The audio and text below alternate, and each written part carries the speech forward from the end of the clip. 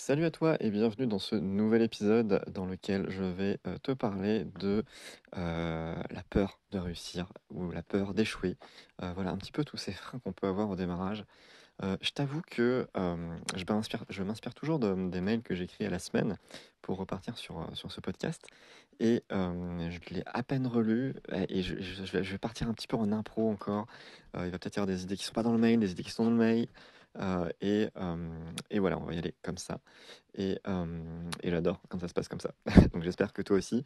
Installe-toi bien. Je ne sais pas pour combien de temps on en a. Probablement une dizaine de minutes, voire peut-être un peu plus. Et on est parti. Euh, du coup, je vais me poser la question de est-ce que tu as peur d'échouer déjà? C'est souvent un truc qui revient en premier. On se dit si je me lance et que j'y arrive pas, eh bien c'est un peu la loose, un peu la honte. Déjà vis-à-vis de nous-mêmes, on se dit mince, j'ai pas réussi à faire ce truc et on est un très très bon bourreau, hein. On est le pire bourreau du monde pour nous-mêmes, en se flagellant, en se disant t'arrives pas à faire ça, t'es nul, enfin voilà, on peut trouver plein de trucs, on peut se justifier aussi, et puis des fois se rendre compte que c'était que des excuses, et se flageller encore plus, et on s'en sort pas, on est dans une boucle vicieuse, et un cercle vicieux. Alors que on pourrait aussi voir un petit peu les choses différemment. Alors, en plus, ça s'accentue si tu en as parlé autour de toi et que finalement tu fais pas le truc, quoi. Euh, mais voilà. Mais en fait, des fois les gens ils t'entendent, oui, ok, c'est bien, mais en fait ils s'en foutent derrière. Enfin, je veux dire, ils sont pas là à t'attendre forcément. Donc c'est toujours très relatif à notre vision de la chose. Et donc, euh, et donc en fait, moi, le propos que j'ai envie de mettre un petit peu en lumière, c'est qu'il n'y a jamais d'échec. Il y a des moments qui peuvent être un peu difficiles à passer, des fois quand voilà, les choses se passent pas à la hauteur de ce qu'on espère, ou qu'on n'a pas réussi à aller au bout du truc, ou qu'on n'a pas fait comme on voulait. On a une déception forcément. Et peut-être des fois on est un peu trop exigeant et du coup on arrête tout. Mais on peut aussi prendre un peu de recul et se dire, ok, en fait j'ai déjà fait ça, j'ai commencé à faire des choses, ça n'a pas eu les résultats que je voulais, mais maintenant qu'est-ce que je peux faire pour que ça avance? Et en fait, ces retours-là, ils te permettent de passer à l'action. Tu vois, là, ce soir, j'ai un peu procrastiné à faire cet épisode. J'ai un peu 2 jours de retard, ou un jour plutôt, et j'étais un peu pas motivé. Voilà, une petite baisse de motivation, mais pourtant ça va bien et tout. Enfin voilà, il y a plein de trucs à faire, il y a plein d'autres choses qui avancent, mais j'avais un peu la flemme de prendre ce temps pour partager ces réflexions-là. Et voilà, sur un coup de tête, voilà, avec mon épouse, là, on était en train de parler d'un truc. Je dis, ah non, j'ai ça à faire aussi, je l'ai fait. Et puis je me disais, il faut que je relise un petit peu le truc avant, enfin que je me reprépare 2, 3 notes. Et puis, non, en fait, vas-y, on y va. Action. Finalement, j'ai quand même pris le temps de relire, survoler mon mail. Et en fait, ça y est, je suis dedans. Voilà. Et en fait, je suis trop content. Et, euh, et l'épisode, il sera comme il sera. Et en fait, ce que je veux te montrer par cet exemple, c'est que, eh bien, c'est pas grave, l'action, allons-y. Enfin, c'est vraiment important de se mettre en avant, enfin, de se mettre en avant, de mettre en avant les choses, de passer à l'action pour avoir les retours. Et donc, en fait, en ayant ces retours, il y a forcément quelque chose qui fait que bah, tu gagnes quand même. Même si c'est pas parfait, même si les résultats sont pas à la hauteur que tu espères et que tu pourrais te dire que c'est un échec ou que ça marche pas ou que ça marche pas encore. Mais si ça marche pas encore, c'est-à-dire qu'il y a encore des efforts à faire. Eh bien, en fait, tu gagnes parce que tu gagnes de l'expérience. On le dit souvent, mais il faut vraiment essayer de le comprendre, vraiment, enfin, plus juste intellectuellement, vraiment se dire: «Ah mais oui, mais en fait, j'apprends des trucs, vraiment, c'est génial d'apprendre» et en fait, c'est OK. C'est OK et je viens d'apprendre des trucs et du coup, je peux ajuster en fonction de déjà ce qui se passe. J'ai des soucis pour me motiver, je vois que c'est difficile pour moi. Qu'est-ce que je peux faire pour que j'arrête de me dégonfler ou de procrastiner ou de pas faire les choses? Tiens, je vais te donner un exemple concret sur ça. Il y a ma newsletter que j'envoie toutes les semaines. Euh, j'essaye, le plus souvent, j'essaye de la faire le vendredi pour pas la semaine suivante, le lundi d'après.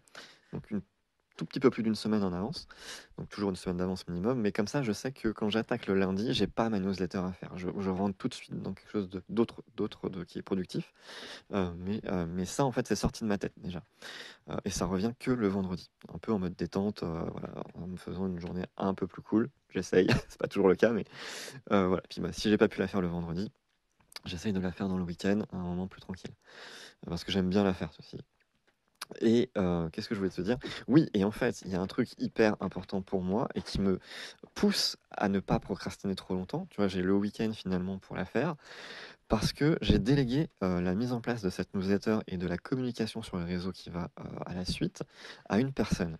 Et cette personne, bah, elle a une vie.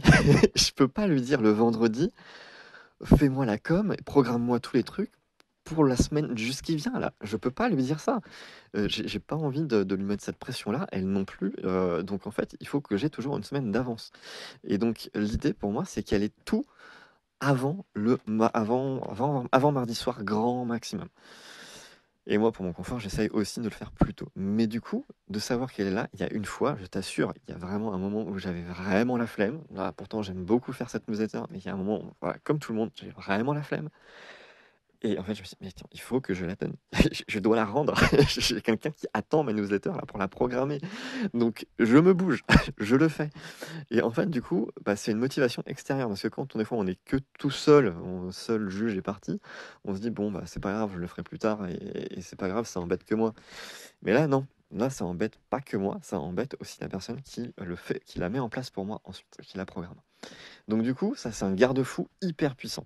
Et donc l'idée, c'est que tu puisses toi aussi t'inspirer de ça pour te mettre des garde-fous ailleurs.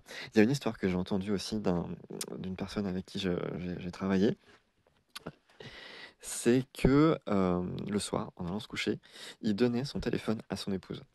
Et il lui disait, tu le caches, là, tu le caches, tu me le rends demain matin. Pour que quand il va se coucher dans son lit, il arrête d'être sur son téléphone et qu'il se couche mieux, plutôt, voilà, qu'il arrête de trop traîner. Et du coup, ça a marché. Ça a marché le temps qu'il le faisait. Donc voilà, c'est un peu ce genre d'idée, un petit peu, voilà, sur les trucs où on sait qu'on est un peu, heu, j j'allais dire faible, mais c'est pas le mot, en fait, parce que on a tous des degrés de motivation différents et différents en fonction du moment de la journée. Le soir, après une grosse journée, donc là, voilà, ça a été très compliqué, il y a eu beaucoup de choses, beaucoup d'intensité, beaucoup de réflexion. Bah, voilà, le soir, on a envie de chiller sur quelque chose et du coup, peut-être jusqu'à pas d'heure. Donc et c'est normal, c'est tout à fait normal. Je pense que, quasiment certainement tous les êtres humains sont comme ça. C'est juste que, voilà, quand on sait qu'on n'est pas, forcément, «fiable» entre guillemets avec nous-mêmes, c'est de se dire: «OK, s'il te plaît, aide-moi, demander de l'aide, demande de l'aide». C'est OK, c'est OK. Hem, Tiens d'ailleurs, ce qui m'amène aussi, je voulais pas enchaîner forcément dans cet ordre-là, mais ça m'amène aussi à ça, c'est que, en fait, souvent on se dit que, quand si on réussit, on veut attribuer le mérite de cette réussite uniquement à nous-mêmes. Mais ça c'est un fantasme, ça n'existe pas. Notre succès, notre réussite, il se construit avec autrui, il se construit avec les autres. Hem, il se construit avec des rencontres professionnelles qu'on peut faire. Et quand je dis professionnels, ça peut être des gens qui sont tes pairs ou tes mères, je sais pas si ça se dit du coup dans ce sens-là. Non, c'est les pairs parce que c'est la paire. Euh, donc dans ton domaine, tes clients évidemment, tes prospects aussi, et des rencontres en fait. Et c'est des rencontres qui vont faire que, bah, en parlant de ce que tu fais, c'est cette ouverture au monde qui font que tu vas à un moment rencontrer des personnes qui vont t'aider à avancer plus vite que d'autres évidemment, par rapport à qui elles sont et où elles sont, au moment où tu les rencontres, enfin, où elles en sont dans leur activité. Et ça va pouvoir te permettre de faire des beaux partenariats et qui vont te permettre d'aller plus loin et de contribuer à ton succès et à ta réussite. Et dans ce cas-là, en fait, qu'est-ce que tu veux dire? C'est pas la réussite, elle est pas juste liée à toi. Évidemment que tu en fais partie. Tu proposes une offre, tu proposes quelque chose, évidemment, tu es au cœur du truc. Mais ce succès, il est aussi, attribuable à aux autres personnes autour de toi qui ont su parler de toi, qui ont voulu parler de toi, c'est pour ne citer que cet exemple-là. Hem Et donc c'est vraiment, je sais pas, juste, je sais pas pourquoi on a cette vision du succès où genre on se l'attribue qu'à nous-mêmes ou on veut se l'attribuer qu'à nous-mêmes. Mais c'est faux, il y a pas que nous-mêmes. C'est toujours une aventure humaine justement avec d'autres personnes. Et donc c'est OK de demander de l'aide. Heu et hem et voilà, donc ça c'est vraiment aussi un point que je voulais, mettre en avant et avec ce côté rencontre. Et donc du coup, c'est nourrir cette confiance en les autres, avec ces rencontres-là et c'est du coup aussi nourrir cette confiance en soi. Alors normalement, j'aurais voulu parler de la confiance en soi avant de parler des autres, mais ça se passe dans cet ordre-là, donc c'est comme ça. Mais aussi donc en fait, les retours aussi qu'on va avoir avec des partenariats, avec des clients, ça va aussi forcément nous conforter dans une idée, dans le travail qu'on fait, dans la qualité qu'on apporte, dans peut-être les manques aussi, voilà, les points d'amélioration. Et donc ça, c'est hyper intéressant. Et ça va nourrir cette confiance, de dire: «OK, j'ai des résultats, les gens sont contents, donc OK, je fais pas de la merde». Je il y a des gens d'extérieur qui me le disent, c'est pas juste une vision de mon esprit. Mais du coup, ça c'est chouette, parce que voilà, ça vient confirmer une idée. Mais l'idée, c'est que ce soit plutôt une confirmation de ce que tu sais déjà. En tout cas, c'est-à-dire que toi-même, tu dois déjà te dire que ce que tu proposes à tes clients, bah, c'est super, c'est déjà super qualité.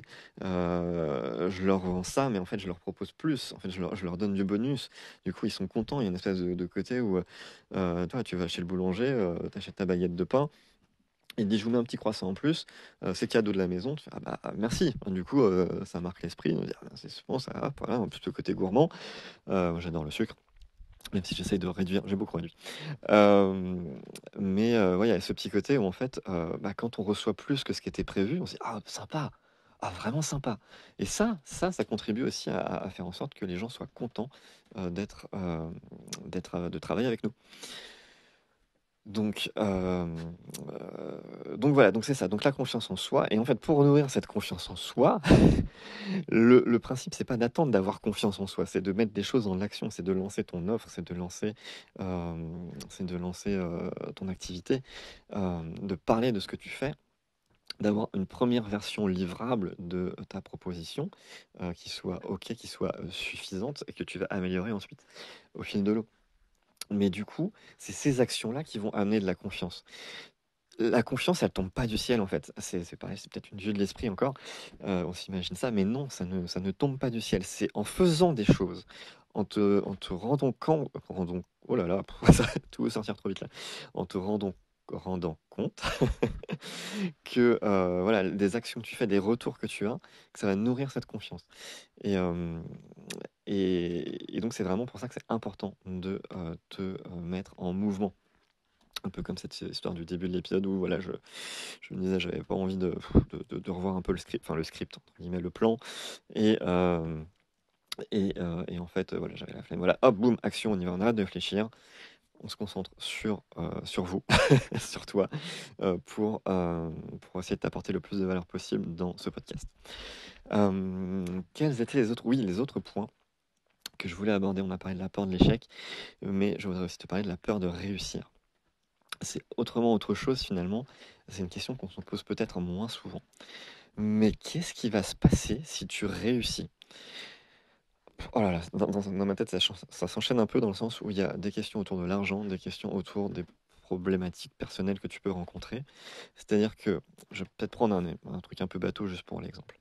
Bateau ou pas bateau d'ailleurs, c'est très concret. Hem, on peut se dire que, si on réussit, qu'on gagne beaucoup d'argent, on va devenir mauvais. Parce que l'argent, c'est mal, parce que ça pourrit le monde.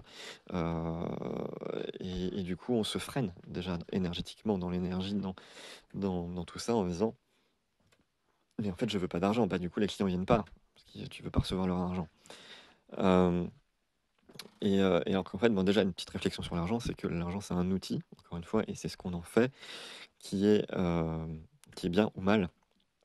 Et en fait, en gros, il y a enfin une expression, je sais pas si c'est ça, mais en tout cas, un truc que j'ai entendu et qui me parle beaucoup, c'est que, l'argent est un accélérateur. Donc si tu es un connard ou une connasse, tu vas être encore plus une connasse ou un connard, encore plus vite et encore plus loin. Par contre, si tu es quelqu'un d'altruiste, qui veille au bien-être des gens autour de soi, de sa ville, enfin voilà, qui a un côté, qui développe un côté bénévolat, enfin voilà, quelque chose tourné vers le monde et vers les autres, et ben, ça va être un accélérateur de ça. Tu vas pouvoir devenir, mécène, tu vas pouvoir devenir, soutenir certaines associations, tu vas pouvoir peut-être aussi, faire d'autres choses qui te tiennent à cœur, en fait. Et en fait, ça va être un accélérateur de ces bienfaits. Donc c'est pour ça que c'est vraiment un outil. Il faut pas voir l'argent comme quelque chose de mauvais en soi. Euh, donc ça, c'est une première chose par rapport à l'argent. Mais il y a aussi l'autre truc qui me venait moi à l'esprit, c'était si j'ai plus l'excuse, par exemple, de l'argent qui pourra m'apporter du succès ou un bien-être, je sais pas, enfin, un sentiment de réussite, que ce soit pas forcément financier aussi, mais sur les autres aspects de la réussite, entre guillemets, hein, ce qu'on appelle la réussite communément. Euh, et qu'il y a encore des choses qui vont pas dans ta vie, ça va peut-être mettre en lumière les vrais trucs qui vont pas dans ta vie. Et est-ce qu'on a envie de vraiment soulever le voile? Des fois, c'est un peu difficile. Alors là, ça, je rentre un peu dans la psychologie de comptoir, mais je pense qu'il peut y avoir des choses un petit peu comme ça. Euh, euh, voilà. Alors, j'ai d'autres trucs là qui me viennent en tête encore. J'avais évoqué dans mon email la peur du manque aussi, notamment le manque financier. Euh, mais l'idée, euh, alors du coup, en fait, le problème du manque, la peur du manque, c'est que du coup, on peut faire les choses dans une énergie trop tournée vers, bah voilà, vers une énergie de peur, quoi. Ce qui est pas l'idéal quand on veut vendre quelque chose. C'est-à-dire qu'on peut avoir tendance, du coup, à aller vers le client en disant un peu, alors je caricature le trait, mais en sous-texte, dans l'énergie, ça pourrait faire un peu genre needy. Alors, genre, j'ai besoin de toi, quoi. J'ai besoin de toi, s'il te plaît. Et on n'a pas envie de ça. C'est pas la bonne énergie. Euh, Ça pourrait marcher peut-être un tout petit peu, mais pas suffisamment pour en vivre. Mais c'est pas ça. Imaginons quelqu'un qui te drague. Si tu sens qu'il est trop genre à fond, genre qu'il veut trop, il est trop, en fait, tu t'en vas. Tu t'en vas, tu fuis des cas de fer. Tu freines des cas de fer, et tu fuis même, voilà. Remettons les expressions dans le bon sens. Et, euh, et en fait, voilà, t'as pas envie d'y aller. Bah, c'est un peu pareil dans le business. Si tu es trop genre, les clients venaient parce que j'ai besoin de vous, parce que j'ai besoin de thunes, ça va pas le faire. Donc en fait, l'idée serait plutôt de te mettre dans un état d'esprit d'abondance, en fait, des choses que tu as déjà chez toi. Est-ce que déjà, finalement, bah, tu arrives à manger tous les jours? Est-ce que tu arrives à te loger? Est-ce que tu as des besoins quand même qui sont déjà primaires, qui sont déjà quand même présents, même si tu considères que tu n'as pas assez d'argent à ton goût? Est-ce que voilà, qu'est-ce que tu as déjà dans tes relations amicales, tes relations familiales, voilà, qu'est-ce qui est déjà là en fait et qui pourrait faire envie déjà à pas mal de monde en fait, au-delà de l'aspect pécunier. Et de vraiment voir ta vie sous le prisme de ah mais en fait j'ai déjà tout ça. L'abondance, c'est pas la thune, le côté financier on va dire, c'est plutôt la prospérité. Heu, L'abondance, c'est vraiment déjà tout ce qui est déjà présent, tout ce que tu peux nourrir dans tes relations, dans ta façon de vivre, en fait, plus généralement, pas forcément que lié à ton activité. Hem et donc voilà, se connecter à cette énergie-là et pour pas être dans cette énergie, du coup, plutôt de peur, quoi. Heu, donc voilà un petit peu les choses qui me sont venues. Alors le but, le sujet, c'était quand même, voilà, la peur du manque, c'était voilà, c'était de cultiver, enfin du manque, les peurs de réussir. Voilà, c'est un peu justement cultiver le terreau, en fait, qui va pouvoir bah, faire en sorte que ton business il puisse grandir. C'est comment tu nourris ta terre, parce qu'une terre riche, en fait. Moi, j'avais vu ça aussi en me renseignant un petit peu sur les types de cultures. Avant de cultiver quoi que ce soit, en fait, on vient cultiver la terre, on vient l'enrichir, on vient lui apporter tout ce qui va ouais, lui apporter de l'humus, qui va lui apporter des nutriments. Et ensuite, quand on va avoir une belle terre, on pourra planter à peu près n'importe quoi, ça va pousser et ça va pousser bien. Euh, et donc c'est vraiment cette idée-là de toi, qu'est-ce que tu mets dans cet humus, dans cette terre, euh, voilà, pour bien la préparer, pour qu'elle s'enrichisse en nutriments et que bah, justement les graines de ton activité, elles prennent bien et qu'elles puissent vraiment se développer dans des conditions super saines, ou les plus saines possibles en tout cas. Et donc c'est vraiment l'idée que j'avais envie de te transmettre dans cet épisode. Et ben tu vois, on est déjà à 19 minutes, tiens, c'est un peu plus long que, que d'habitude. Mais on arrive sur la fin. Euh, non, voilà, j'avais envie de partir sur un autre truc, mais je vais le garder pour un autre épisode. Je t'en parlerai plus tard, parce que je viens d'avoir une discussion avec mon épouse sur la chance. Et je pense que ça pourrait être un bon sujet d'épisode aussi. Je te laisse ici. N'hésite pas à me dire en commentaire ce que tu as pensé de cet épisode. Et si ce que je peux aussi faire, c'est que par rapport à ces actions, cette mise en place, ce développement de ce terreau, de cet état d'esprit, en fait, eh bien, si ça t'intéresse, si ça t'intéresse de passer à l'action, eh bien, je t'invite déjà à ce qu'on s'appelle pour discuter de ton projet et voir si bah, l'accompagnement que je propose, il peut être bon pour toi et si ça peut matcher entre nous pour pouvoir justement bah, t'aider dans ce sens-là. Euh, je- Tu vas voir sur le site, tu vas, voir voilà, tu vas trouver, c'est partout. Et ça s'appelle Happy Web. Et voilà. Euh, du coup, je te souhaite une belle journée, soirée. Je sais pas trop à quel moment tu vas écouter ça. Pour moi, c'est le soir. Et je te dis à bientôt dans un prochain épisode. Salut!